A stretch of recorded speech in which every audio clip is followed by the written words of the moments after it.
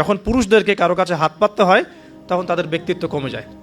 আর পুরুষরা যখন স্বাবলম্বী থাকে, হোক সেটা মাসিক 10,000 বা 20,000-ই হোক না কেন, স্বাবলম্বী থাকলে তারা গায়রতের পরিচয় দিতে পারবে ইনশাআল্লাহ।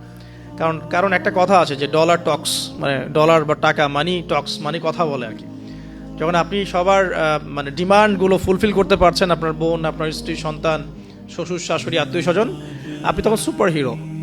যখন আপনি পারছেন না, আপনার মুত্তাকি, আপনার তাকওয়া, আপনার ঈমান, আপনার অন্যান্য বিষয়গুলো খুব একটা মানুষের কাছে হাইলাইটেড হয় না। কারণ মানি টক্স, মানি কথা বলে আর কি। আপনার স্ট্যাটাস ইট টক্স, এটা কথা বলে। তো এই জন্যে গায়রত বজায় রাখতে হলে আপনাকে একটা উপার্জনের সোর্স তৈরি করতে হবে।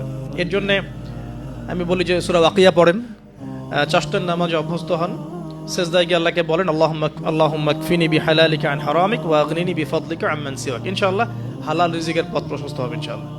আর হারামে যায়েন না, কারণ পরবর্তী প্রজন্ম তখন হারামখোর হয়ে বড় হবে আর কি। আসুন সামনে যাই।